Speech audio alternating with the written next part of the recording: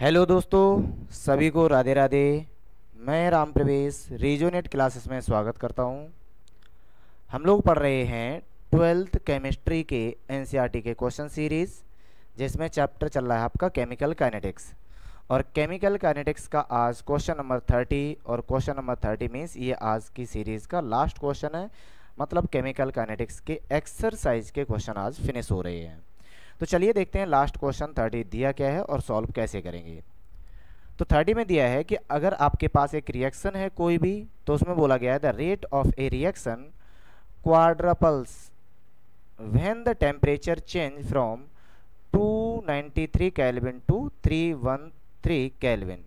वो ये कह रहे हैं कि अगर टेम्परेचर T1 जिसको आपने कितना बोला है 293 केल्विन है, तो इसके टाइम पे रेट कांस्टेंट होगा आपका रेट कांस्टेंट, और वो रेट कांस्टेंट कितना है के। अब वो ये कह रहे हैं कि अगर सेकेंड टेम्परेचर आपका कितना हो जाएगा 313 केल्विन, तो यहाँ पे जो रेट कांस्टेंट है आपका, अब ये रेट कांस्टेंट पहले का 4 गुना हो जाएगा, तो ये हो जाएगा आपका 4K। इतना डाटा गिवन है। तो आगे कह रहे हैं calculate the energy of activation of the reaction assuming that it does not change with temperature. तो आपको एक्टिवेशन एनर्जी कैलकुलेट करनी है।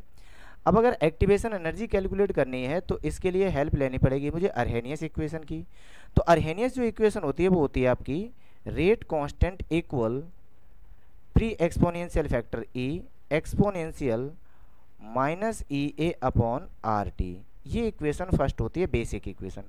अगर हम इस पे लॉग अप्लाई कर दें तो ये इक्वेशन हो जाती है नेचुरल लॉग में हो जाएगी नेचुरल लॉग के equal natural log A minus E A upon R T. ये इक्वेशन हो जाएगी सेकेंड। पर एक कंडीशन होती है कि नेचुरल लॉग एक्स इक्वल होता है 2.303 लॉग बेस 10x। मतलब जो नेचुरल लॉग है उसको हम बेस 10 में कन्वर्ट कर सकते हैं कितने से, उसमें 2.303 इंटू लॉग एक्स की वैल्यू को रिप्लेस करके। तो अगर हम ये वैल्यू पुट करेंगे तो यहाँ से जो आपका इक्वेशन है वो बन जाएगा लॉग के equal log A minus E A upon 2.303 are T. ये है आपका इक्वेशन नंबर 3। अब वो ये कहेंगे इसी में अगर हम इसको और मॉडिफाई करें तो इसी में अगला पॉइंट ये बनेगा कि अगर किसी मतलब जो अर्हेनियस इक्वेशन के लिए टेम्परेचर T1 था तो इसमें किसी भी रिएक्शन का रेट कांस्टेंट K1 है, और अगर टेम्परेचर T2 है तो उसके लिए रेट कांस्टेंट आपका K2 है।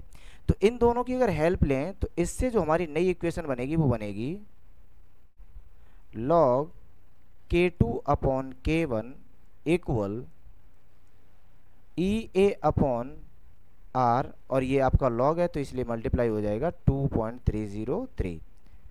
ब्रैकेट में लिखोगे T2 minus T1 upon T2 into T1। तो ये इक्वेशन आपकी हो जाएगी इक्वेशन नंबर 4। अब ध्यान से सुनोगे दिया क्या है और पूछा गया है। तो हमसे यही कह रहा है कि जब टेम्परेचर 293 था तो उसका रेट कांस्टेंट K था, लेकिन जब टेम्परेचर 313 हो गया तो उसमें हमारा टेम्परेचर रेट कांस्टेंट कितना हो गया 4 टाइम्स हो गया। तो यही हमसे पूछ रहा है कि अगर ये डाटा गिवन है तो उसमें से एक्टिवेशन एनर्जी कितनी होगी, मीन्स इक्वेशन नंबर 4 का यूज़ करेंगे। तो यहाँ पे लिखेंगे फ्रॉम इक्वेशन 4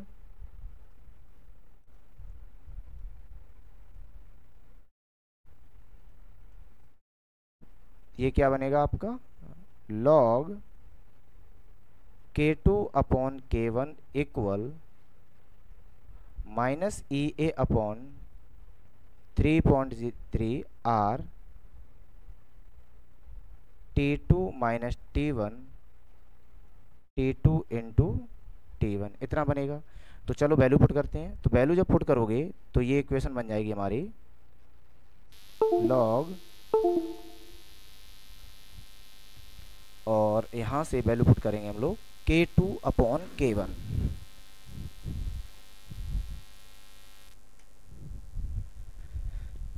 चलिए कितनी करेंगे, K2 अपॉन K1। तो इसकी वैल्यू होगी K2 की आप मान के चलेंगे 4K, तो ये हो जाएगा आपका 4K, और इसकी वैल्यू हो जाएगी K इक्वल एक्टिवेशन एनर्जी मुझे कैलकुलेट करनी है डिवाइडेड बाई 2.303, और गैस कांस्टेंट R की वैल्यू पुट करोगे 8.314, इतनी होगी।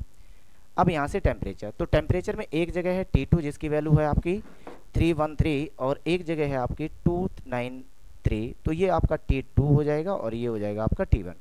तो यहाँ से होगा आपका 313 माइनस 293 डिवाइडेड बाई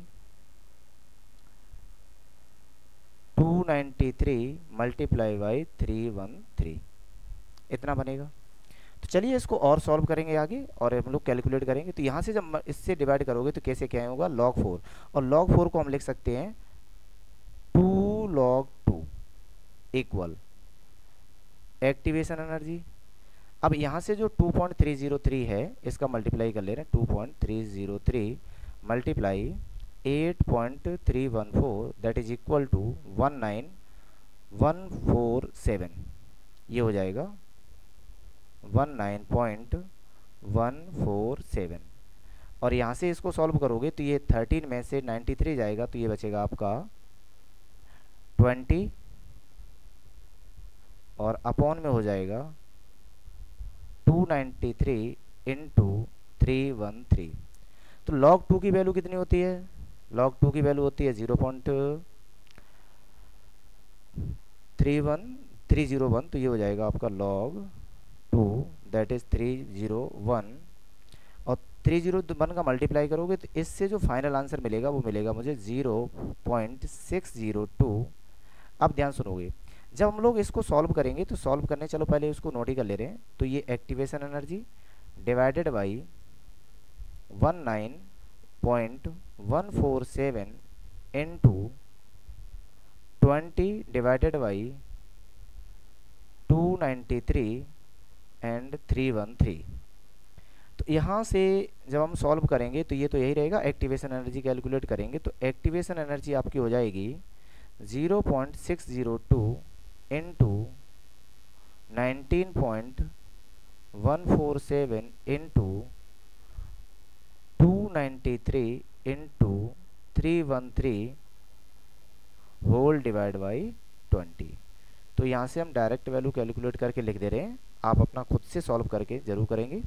तो ये आपका 0.602 into 19.147 into 293 into 313 and divided by 20। तो ये वैल्यू आएगी आपकी 5285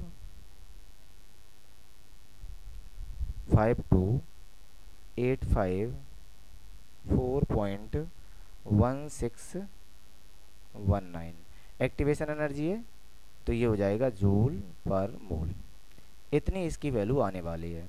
अब इसमें अगला अगर वो करेंगे तो किलो जूल में कन्वर्ट कर देंगे, इससे ज़्यादा करने वाले नहीं। तो चलो अगर हम इसको किलो जूल में भी कन्वर्ट करके लिख देंगे तो डेसिमल 3 डिजिट यहाँ आ जाएगा, तो ये हो जाएगी आपकी activation energy EA equal 52.854 kilo joule per mole. तो ये है आपका फाइनल आंसर जो हम लोगों ने कैलकुलेट किया है। उम्मीद करते हैं कि ये क्वेश्चन आपको समझ में आ गया होगा।